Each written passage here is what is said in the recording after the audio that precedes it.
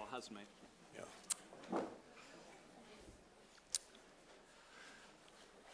Okay, it looks like it's really full. Thanks everyone for coming, and I hope we can live up to the expectations, considering the amount of people in here. My name is Wim Zwijnenburg. I work for PAX, a Dutch peace organization, and I'm also a volunteer for the open source investigative journalist collective Bellingcat. So my name is Nick Waters. I am a senior investigator for Bellingcat, and I'm joining Rem here for this presentation, take you through some stuff. Can I just ask before we start, can you wake up your hand if you're planning to use a laptop in this presentation? Or if you've got a laptop with you? Just like wake your hand up. Cool, happy days. And if you've only got like a phone? Cool, happy days, okay. So this workshop is going to be aimed at both, so you'll be able to do stuff on both laptop and on phone as well, so everyone will be able to participate. So this isn't one of those talks where you should feel ashamed about grabbing out your phone and checking something. Like, in this workshop, I want you to be looking at your phone and checking stuff. Cool, anything more? No. Cool. Okay, so this workshop is going to cover these topics.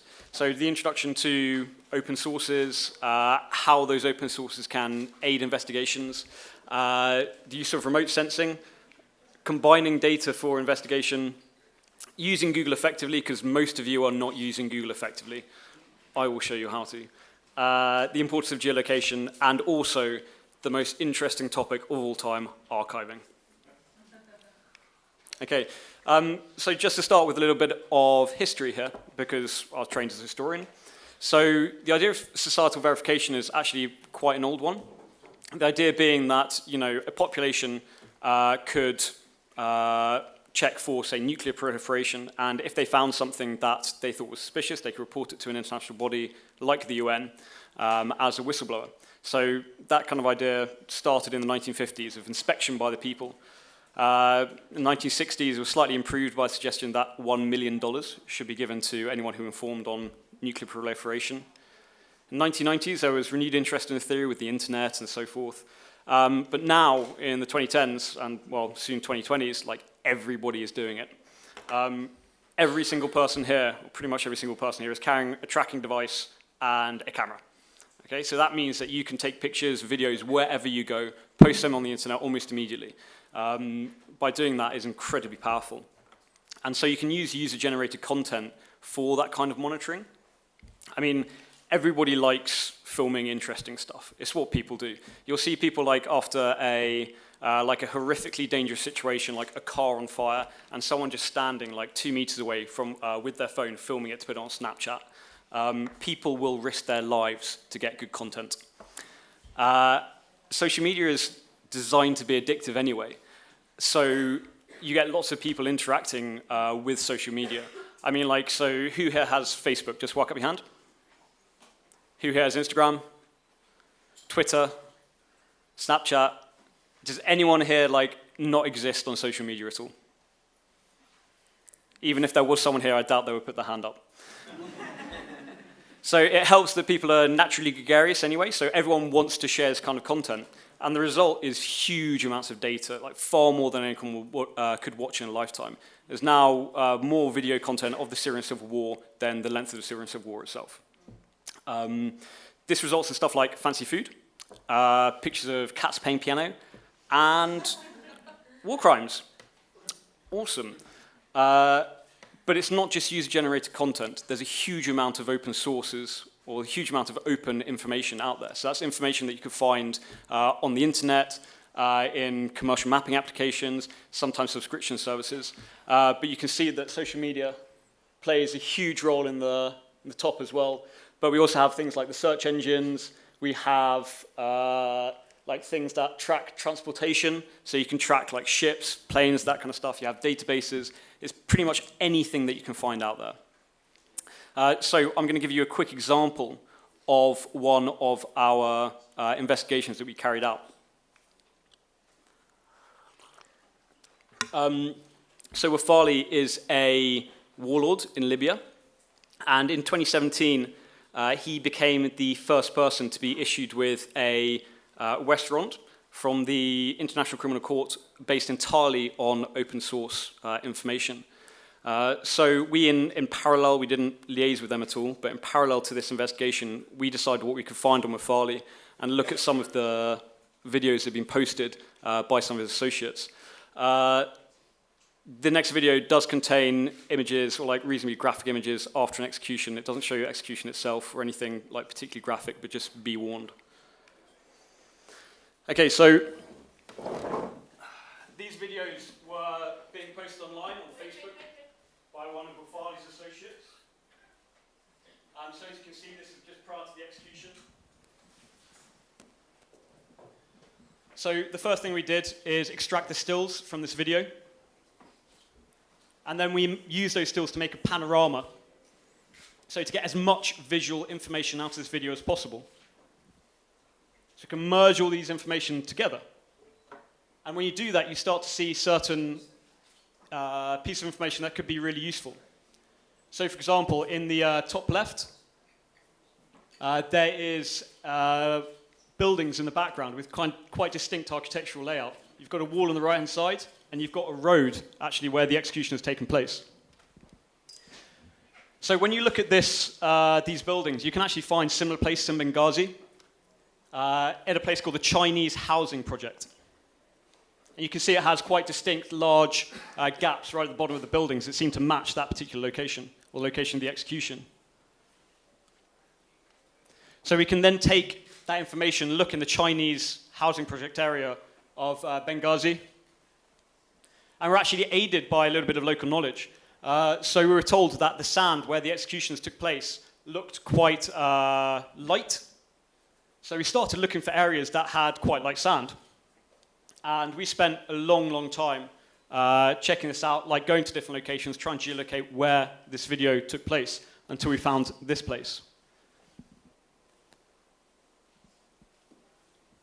So when you start zooming in, you start to notice the features that you can see in the video, although there weren't that many features themselves. You've got the wall, you've got the buildings in the background, you've got the fork in the road. But it's not really enough to confirm it. We had to look in greater detail. So when you actually zoom in to particular locations, you can even actually start matching up the bushes that you can see on the ground and in the video.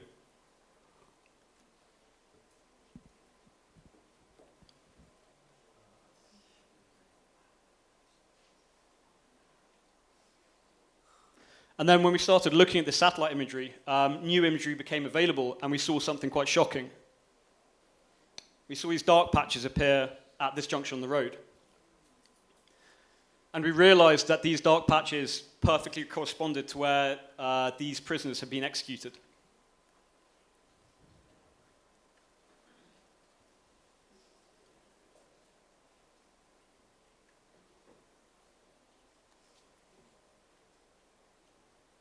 So with this information, we were very, very sure this was the location where this execution had taken place.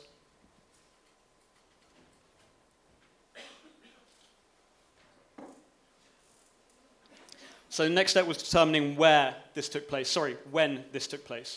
So we could work out the time by looking at the shadows. So we knew the date when it happened, or roughly. So we could use the shadows to work out what time it took place. So it took place quite early in the morning in July 2017. And then using the bodies that showed up, or the marks that showed up, we could tell that the execution took place between the 14th and 17th of July. So very likely to have taken place on the 16th of July 2017. So that's an example of how, using information you've got from social media, you can combine it with commercial mapping software, software designed to check shadows, to work out times, and work out when and where this kind of incident took place. That's related to conflict, and what Wim's now going to do is talk about how this can be, or these kind of techniques can be applied to the environment. Okay, thank you. And the reason why we're looking into the environmental issues is, like we did a panel before about how the environment works in conflict. And what I want to do here to show you a couple of tools and methods on how to look at environmental impacts using open source information. And the reason why, as a peace organization, we started looking into environmental issues was because from our partners on the field, we got concerns over the environmental impacts of conflicts in Iraq and later Syria and Ukraine. And what was difficult to on the ground to collect the information on what the impacts were, what the situation was before the conflict, to make a baseline study, and what happened afterwards. And so we tried to look into all kind of sources, open sources, of how we can collect this information and how we can make this comparison. And one of the reasons, like I mentioned earlier, so conflict areas are very difficult to have access to, of course, for security reasons, and because of the destruction, it makes it difficult to access it because of the organizations or paramilitary groups or armies who are active there. And what Nick also mentioned, but we still have a lot of people who have access to the internet. And for example, even with the last cluster of ISIS groups in Baghouz in Syria, on the last couple of days, just before they eventually were either surrendered or killed, they were still broadcasting footage from that small place, like 1 square kilometer or even less in Syria. And that's helpful for us also, for armed groups. They're posting videos online where they're fighting. And in those videos, we can identify the locations, we can identify based on maps what locations were, and then we can sort of build a broader image of what situation on the ground looks like and what there's potential risk for damage. So there's a lot of online sources available. I will quickly go through a couple of those cases where we use just to demonstrate, give you some flavor of what can be done and what already has been done, and how that can be helpful for either humanitarian organizations, for local authorities, or for international organizations who are involved in post-conflict reconstructions. But these similar cases also can be helpful if you're looking into environmental crimes, for example, from logging companies or from mining companies, or other types of environmental issues. So just to give you a taste on what's possible. So first of all, you start to build. Oh, sorry. Okay. What can we do? So today I'm just going to briefly go through tools, the methods, tell you a little bit about training and sharing, because the last two things are most important. Here we give you a sample of what's happening in Iraq. So there are a lot of open source satellite imagery that you can use. So NASA and the European Space Agency, they put all their satellite imagery online. It's all funded by taxpayers' money. So there are different organizations, commercial organizations, who are building tools where you can access the satellite imagery for free. And there's different types of satellite imagery. So there's low resolution one, which is like NASA and the European Space Agency. Sort of medium resolution one from organizations like Planet Labs, who provide for a reasonable amount or sometimes for free for investigators information or satellite access to the satellite imagery. And there's high resolution satellite imagery, which can be bought from commercial providers. And sometimes also you can get it for free if you're working on environmental issues or humanitarian work. That's provided by sorry, forgot the name of the company, I should know this. But still there's a possibility to have access to it. So another option here is crowdsourced data. So Wikimapia, probably some of you already know it. It's an open source platform where people can fill in locations. It uses other tools like OpenStreetMaps to find out where the maps are.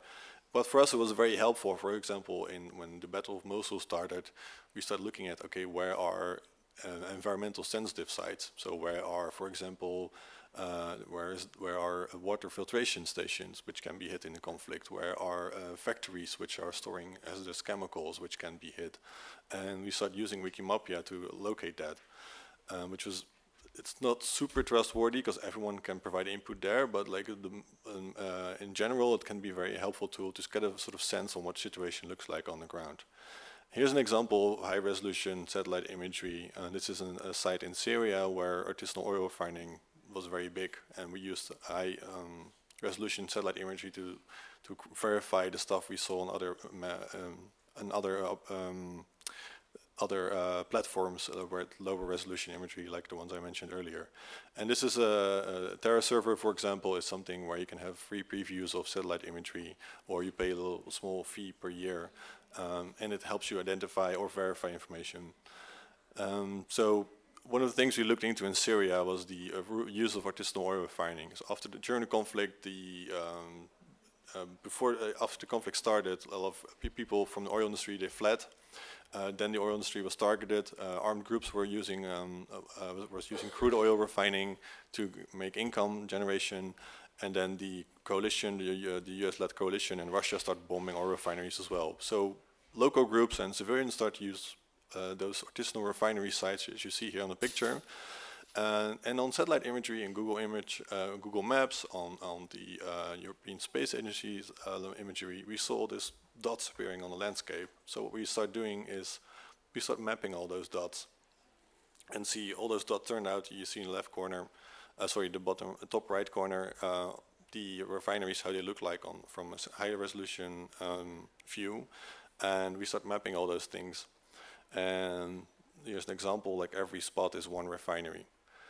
And turned out we found over 300 clusters in the end in whole Syria, and per cluster there were like 2 refineries or sometimes 1,000 refineries, but we found in total around like 40,000 artisanal oil refineries where a lot of people were working in, being exposed to a lot of hazardous products on a daily basis. And this is helpful because it's helpful to get humanitarian response there, to make sure a lot of children are working in these conditions, and it's not on the radar. Like occasionally, like there was a journalist who covered the issue, but it's not really incorporated into response work because in general environmental issues and conflict have very low priority. Why is this important? Here's another example of they built a IDP camp, an internally displaced person camp, on a site where it used to be an artisanal oil refinery site. This is in Hasaka. So at some point the ICRC went to visit the site in 2017 and all these children were playing in this toxic waste because the people who had to build the site didn't know it was a toxic waste refinery dump site. And to give what happened also is a sort of sad story, and this is how the site looks like now. This imagery was taken last week. There was a flooding in January and in December 2018 and January this year, and the water started filling the lake and the whole IDP camp was flushed away. And also here you can use satellite imagery to demonstrate like the effects. So also the waste got into the water. Another image, someone posted online an image of children who were living near a campsite somewhere in northern Syria. They didn't tell us exactly where, and they were suffocating from smoke. So we tried to find out where it was. And using geolocation, we were able to find the site with Sentinel data from the ESA. It was a artisanal refinery site, and here with high resolution you can see over here. This is the IDP camp, and here are all the oil refineries next to the IDP camp. So this is at the moment a very booming business to import crude oil, refining at the site, and then export it to Turkey. Another example here is an oil spill in Iraq, where we've also found, we saw it on the satellite imagery, and then we verified it with local journalists. And we built a whole site on Iraq where oil spills took place, just purely based on open source information. And at the moment, this data was used by the UN Environment in training the Iraqi government on to find out where the oil spills are, where pollution are, and this is all based on open source information. Last example from this year, we found a oil spill in what looks like an oil spill in the Mosul Lake. We weren't quite sure if it was an oil spill or not, so we had to track it down. And it turned out there's a small creek coming from the Syria oil fields in northeast Syria, where the floodings in late January, the rains sort of transported all the oil waste. And here's the picture when we visited northeast Syria in November, which sort of confirmed that the oil waste was just transported through the creek and got into the lake. So that's another example where you can use open source information to demonstrate environmental damage. And now we come to methods. So there are a lot of data sets which you can use. So here, for example, there's a data set, it's called the hazard identification tool from the Flash Environmental Assessment Tool, which was developed by UN OCHA to look in when there are natural disasters to see if there's a site is affected and what kind of chemicals are stored at a site and what the health impacts are of the chemicals are and the range and quantity, etc. What we did, we used this data set and then applied it in conflicts. The example I gave you from Mosul, we used this data set there to see, okay, if this target, if this factory is hit and these kind of chemicals are present on the site, then you have like this kind of risk for health of civilians.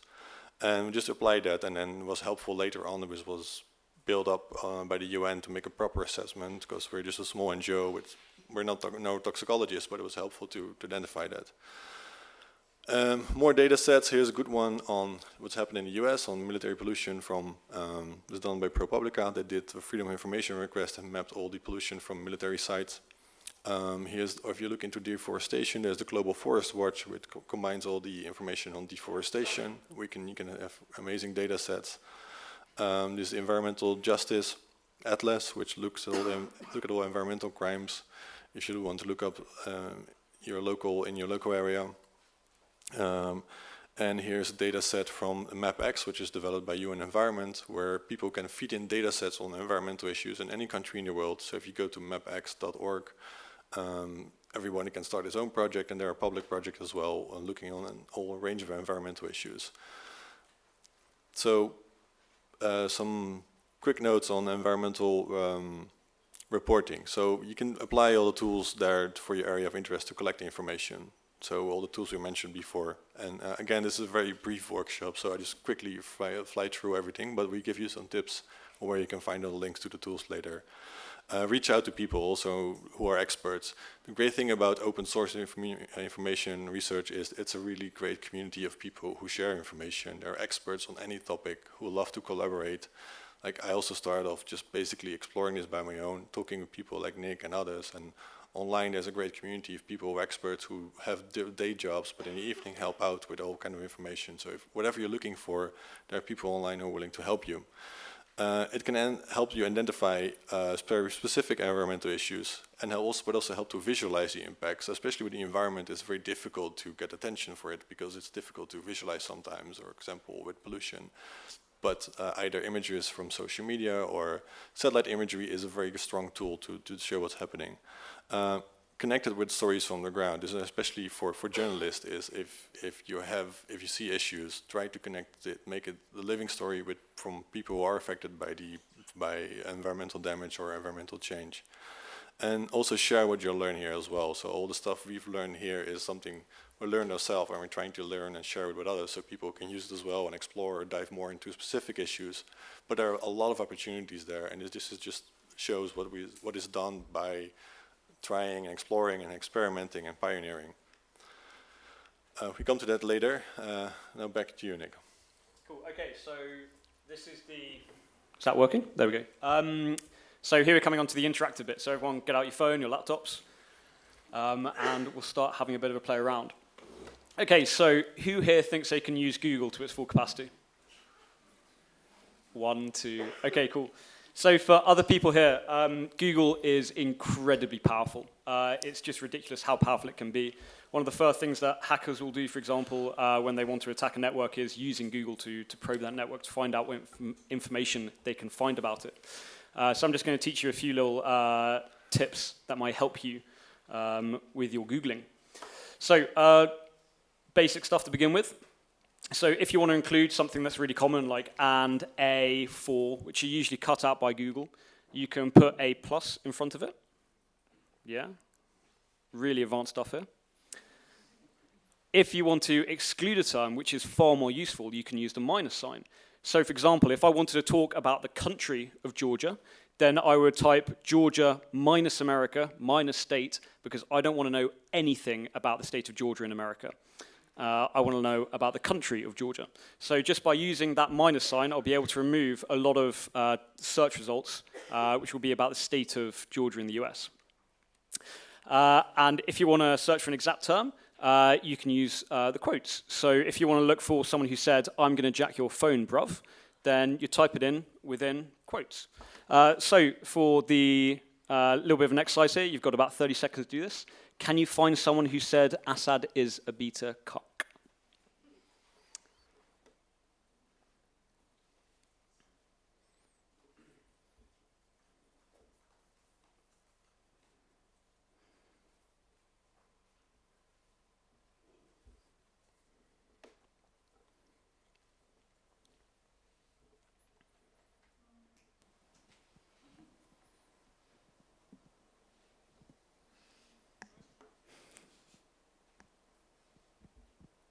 Okay, 10 seconds. Okay, so who managed to find a web page where someone said that? Walk up your hands. few people. Okay. So if you type it into Google, so Assad is a beta cuck, then you will find this guy, or this website. So as you can see, the person seems to be quite a fan of Saddam Hussein, as well as Gaddafi. He thinks Gaddafi was definitely an alpha leader, you know. So those are a couple of like basic but quite useful ones I use all the time. But you can actually do much further, more advanced steps. So you can get on to advanced operators. So these are not too difficult to do. Basically what you have is the operator, and then a colon, and then the search term that you're looking for. So this will make sense as I give some examples. There shouldn't be any spaces at all, and it should all be in lowercase. So for example, if you wanted to search for PDFs on the internet, you would type in file type, colon, PDF. So this can be quite interesting because there are a bunch of these advanced operators. So for example, if you're looking for a PDF, you do file type PDF. If you're looking for Excel spreadsheets, you know, if you're looking for big data sets, file type XLSX.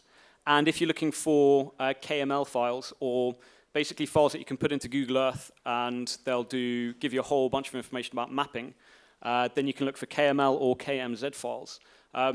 Last week I found a data set of weirs in northwest Australia, which was incredibly useful, but also incredibly niche. But I wouldn't have been able to find it without using file type KML. You can also find or search specific sites.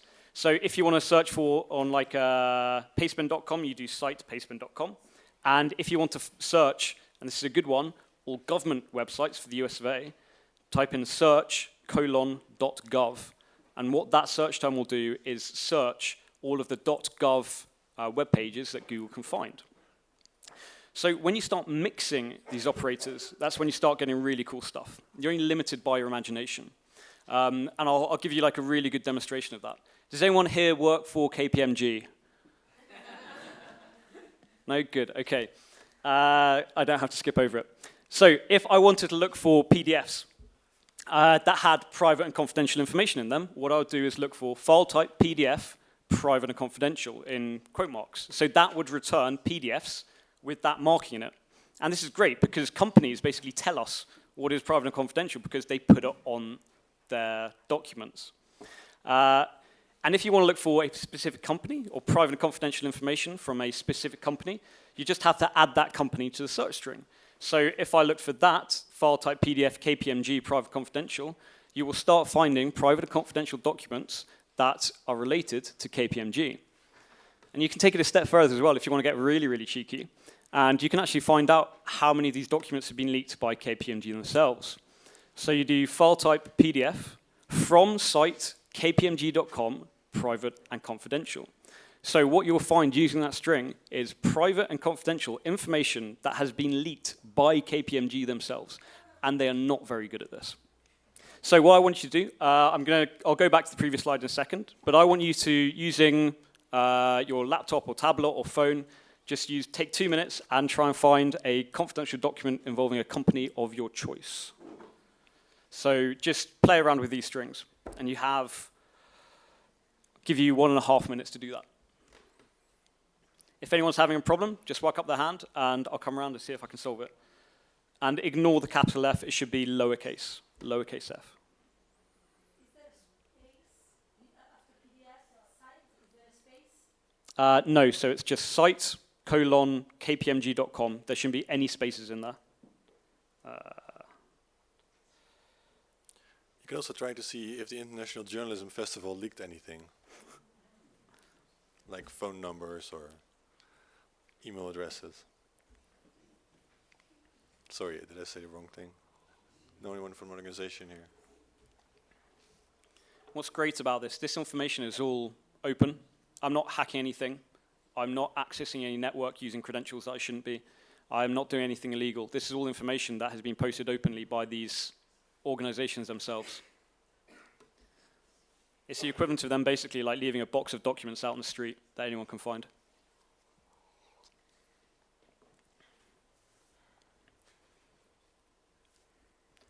Yeah.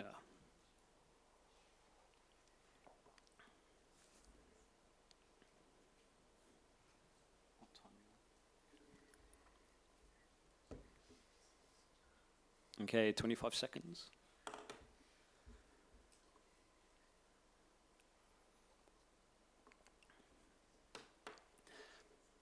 So basically, you can find like whole lists of these Google operators just looking on, if you just type into Google operators or Google Docs, you'll find whole lists of these, and you can basically play around to your heart's content. As I said, you're only limited by your imagination. Okay, that is the 1.5 minutes done. Go away. Okay, so that is using Google effectively. As I said, there's loads more on that. So if you really want to, you can really get into it and find documents with the phrase "your password is" in it. Don't use that to hack anything because that's illegal. Okay, and now I'll go on to geolocation, which is a very different part of this open source investigation piece. So I'm going to take a particular example, which is Ain al-Fija in Syria. So Ain al-Fija is a small town where the majority of the water for the Damascus Basin comes from. And in 2017, it was held by the rebels, and government forces were basically surrounding it. And the government claimed that the rebels had poured oil into the water and used that as a pretext to destroy this pocket and reclaim the Fija Springs. But there seemed to be conflicting narratives because locals on the ground said this hadn't been happening.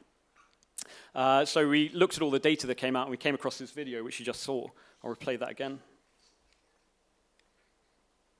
So this video apparently showed a bomb hitting the wellhead at Ain al-Fija. But as you can see, it's like quite blurry, quite indistinct. It's quite difficult to tell what's going on. So we need to use geolocation, so the act of working out where this video was filmed in order to confirm this was what the video showed. So by looking at stills in the video, on the top right-hand corner, you can actually see features that match an image that you can find on Google Earth. So we have a distinctive building with the same frontage. You have like the two small buildings quite near the wellhead. And then you actually have the wellhead itself marked in green. So we can be pretty confident that we can be very confident that video in the top right does show the area of Ain al-Fija. And what you can see is the pink V shows where this video was filmed. And then you have the wellhead. You've got the two small blue buildings, and you have that distinctive building at the back. And then when you start looking at the video in more detail and breaking it down frame by frame, you can actually see, marked in yellow here, the actual munition as it falls onto the wellhead building itself, and then detonates. And the result of that was the wellhead went from looking like this before the pocket was collapsed by the government forces to this. So we're pretty confident that the reason why the water was cut off was not because of the rebels, it was actually because the wellhead itself was bombed by the Syrian government. So there's an example of how geolocation can verify a particular narrative. So what I want you to do now is just to give me a rough area, or a park name if you can, tell me where this person is standing. Sydney, but I want the name of the park or the rough location. So I'll give you guys another 2 minutes to do this.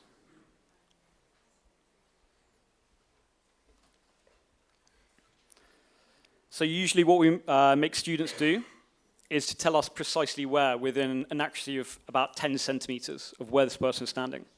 But you should be able to, just using your phones or your laptops, tell us roughly where she is, like the name of the park, or at the very least, what bridge she is near, which is a hint.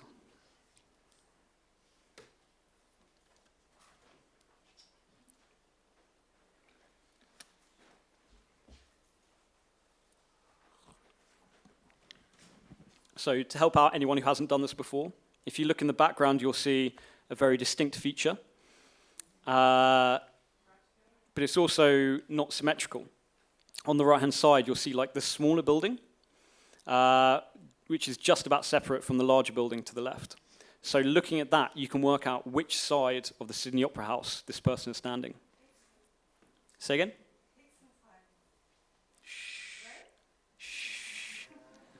Give other people a chance.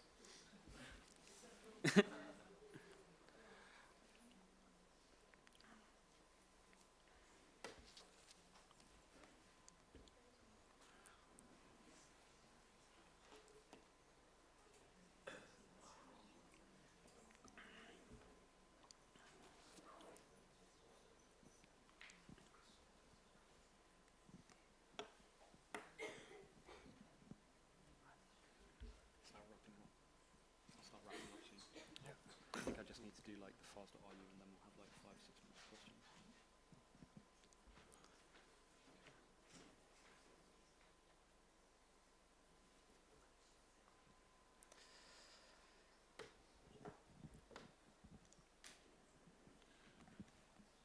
Cool, okay.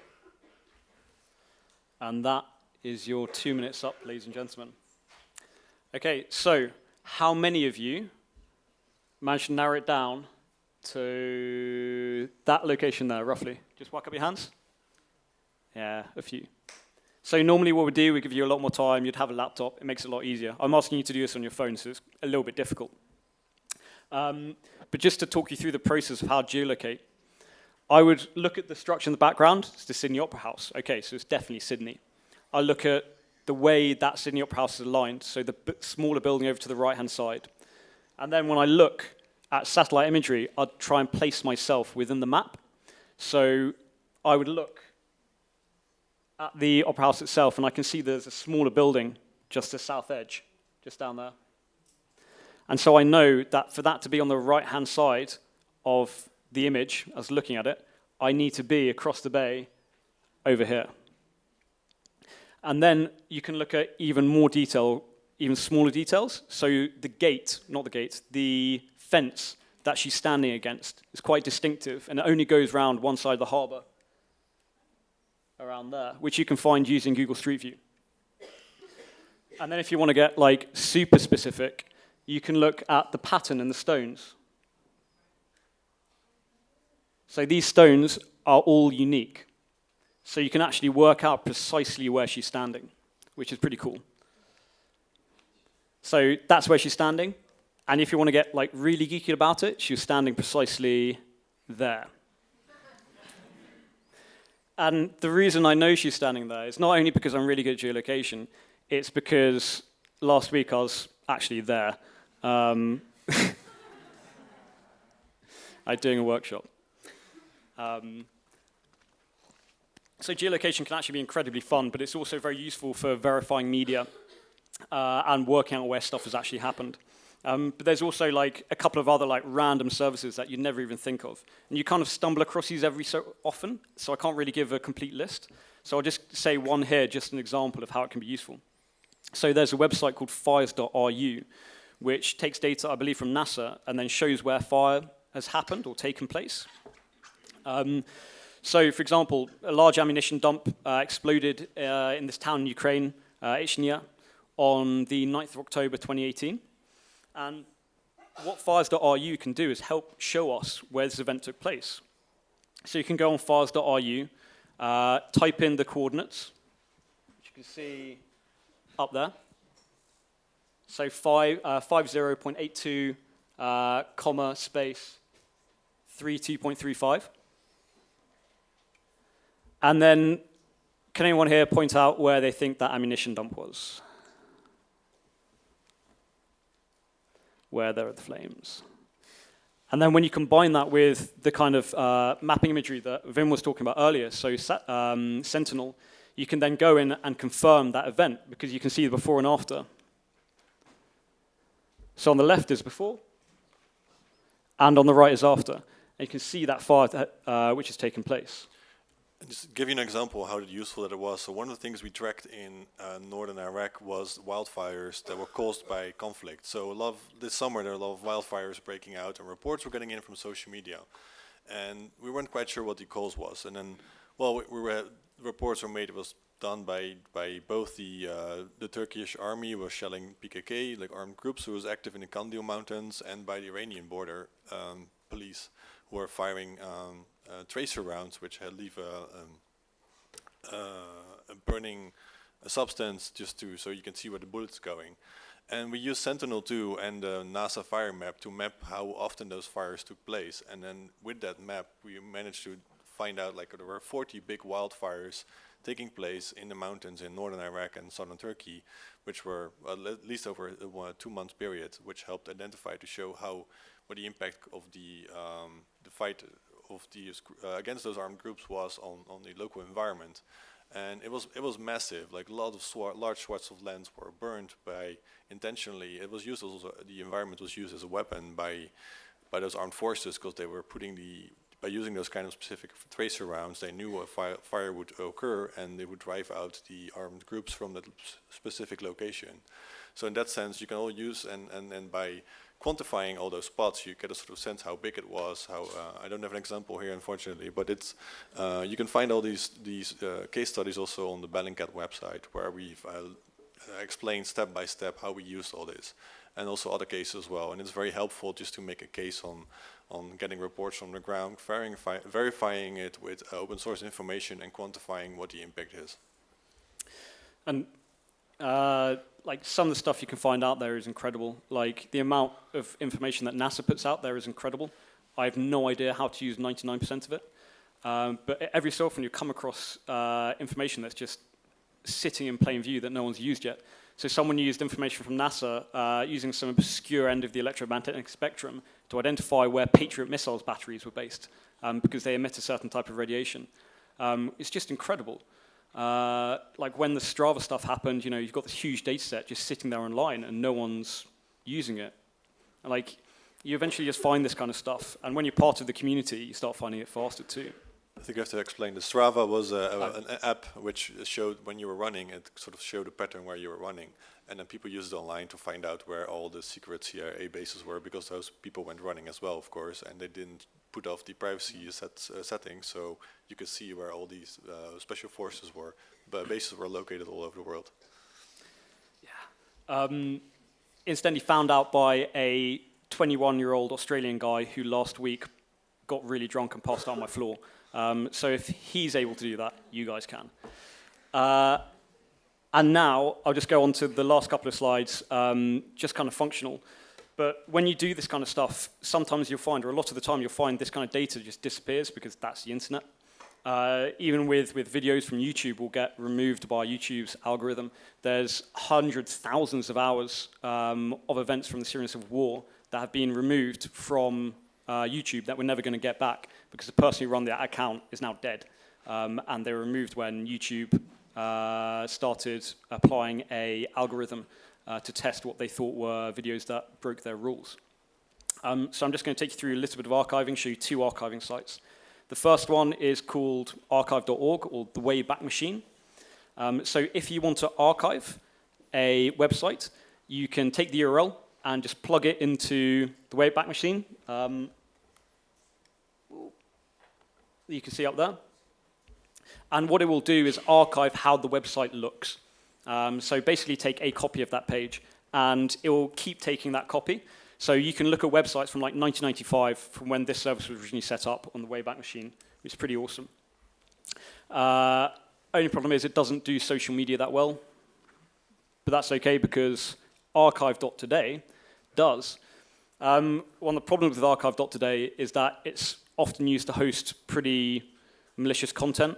So the Islamic State, for example, would upload archives on there, or upload pictures onto photo sets and then archive them, and then people would access the archive in order to access those photos.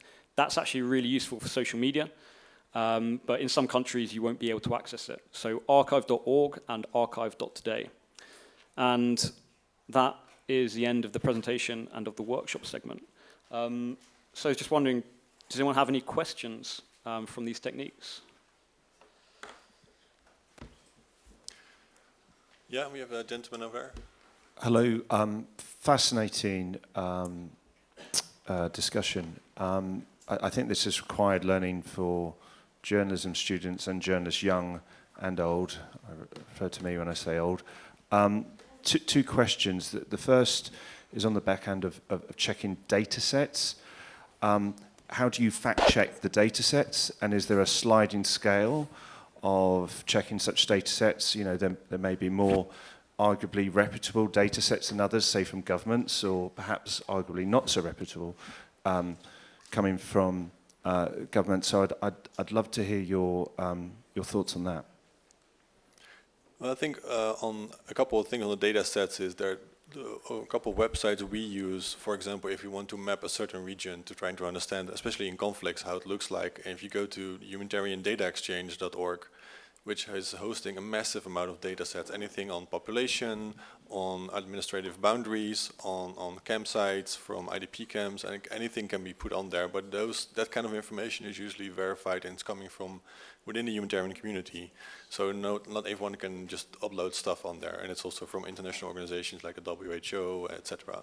So that's kind of helpful data sets. Other data sets on environmental issues also depends on environmental organization. So that's usually have some credibility to it. So that's helpful. And the data sets you find through Google, yeah, it's always good to verify stuff. And it's a data set. It doesn't mean it's the truth, but it's a starting point. So for example, in the Ukraine, when the war started there, we wanted to know where all the chemical and industrial sites were. And we found a data set online which had information on all the chemical industries and all the hotels. So I'm not sure who put it together, but it was helpful for us as a starting point. So we loaded that into Google Maps, that data set, the KMZ file, and then we still had to verify if it was right, and we found out like most of them, I think all of them, but were correct. But always verify, that's the thing. So where it needs to be, you kick the tires on those as well. And actually, what you were talking about Google there, which kind of segues into our next question. So obviously, you're clearly working with Google on, well, using Google and YouTube quite a bit. I don't know how much you can say publicly, but how much does Google and YouTube appreciate or lean in or help you out with kind of queries, so to speak, down the back end? Do they appreciate what you're doing? What's the relationship with them? I'll try and answer this quickly. We did talk with YouTube after they went on the sway of deleting videos, and we do believe we made progress there, but as a result of that, we have started moving into our own archiving projects as well. So not just archive.org or archive.today, like our own servers archiving this information because we don't believe we can trust it just being left there, basically. Cool. I've never worked with them directly, so we just use it. But there's also sites like Yandex, which is a Russian Google search engine, which is helpful. There's Chinese search engines, which are helpful, and everyone has their own unique search patterns, which can all sort of can be complementary in their research. Cool. Anybody else? Thank you for the presentation. I want to ask if you have done any reporting on environmental damage related to conflict in eastern Ukraine, and if you ever use some data provided by the OSCE, the Organization for Security and Cooperation in Europe. Yeah, actually, we did a lot of work on the Donbass. There are a couple of other organizations. There's the ZOI Environmental Network who did work on the ground. We did a couple of research blogs in 2016 based on open source information. So that was kind of interesting because we mapped all those sites just using open source. And for example, there was like a toxic waste pond which was built on the front line, and we went there last year in the field just to see it with our own eyes how it looked like there and talk with local people.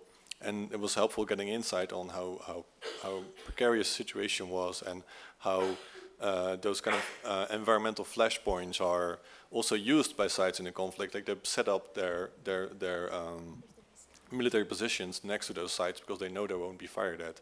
So there's a data set on that. I think and with the OCSE, they have now actually hired someone to look at the environmental risk from the conflict. So that also has been helpful. And we shared the information we found with them, and yeah, there's a sort of it helped also to create a sort of advocacy work to demonstrate what the environmental risk and the health risk are if something goes wrong, because especially with the toxic waste pond, if somebody hits that waste pond, it has 300,000 cubic liters of toxic waste from a phenol factory. If that gets into the environment, the whole local groundwater situation gets polluted and nobody can use it anymore. And that's just one example. There are numerous others in that area. Can we squeeze in one more question? Okay. Hi, I also work in a field that leverages open source information. You highlighted the fact that a lot of this information can be sourced due to privacy settings being ignored by users. And one precaution I take is, those Google search docs, those PDFs could be down at any time. So getting a Google alert for it is a good idea. But to what extent do you think this field or this methodology is temporary, in that as users get more savvy about locking down this information, it removes the opportunities available to us? So I've certainly seen that in Facebook after the Cambridge Analytica stuff. So we used what's called Google Graph Search, which is a very powerful search you can do on Facebook. So I can look for people who, for example, lived in Paris, had visited Syria in the last 2 years, and had liked a page associated with Baghdadi, which gave a very interesting subset of people. But after the Cambridge Analytica stuff, you stop being able to search by religion, you stop being able to search by what people have liked, and that stuff changed all the time. So there have certainly been changes. I certainly don't think it is like a temporary period of time. I think as everyone becomes more connected, as people produce more content, become more involved in social media, there's more of this stuff going to be leaking out. There's going to be more vulnerabilities that people haven't thought about, more ways to access their data. So it will certainly change, but we won't lose these kind of skills, I don't think. And just to add to that, it's also I think something which is important also in intelligence agencies. Once you have a source, if you make that source public, you blow your source. So to give you one example with TerraServer, which everyone was using TerraServer for having access to high resolution imagery because it was like freely available online. But all people were also posting these high resolution satellite imagery on social media, like images, and they screenshot it. And as a result thereof, they put a limit on their and a fee on their use of satellite imagery, so we couldn't access anymore unless you paid for it. So yeah, we sort of blew our source there as well. But that's the way things go sometimes. But new things pop up. Cool. Thank you very much indeed. Thank you very much.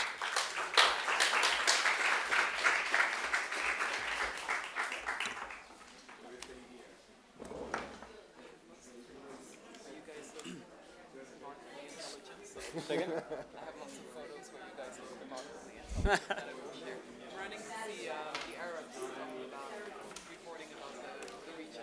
Okay. I just have to talk with the Swiss guy. Now. Yeah.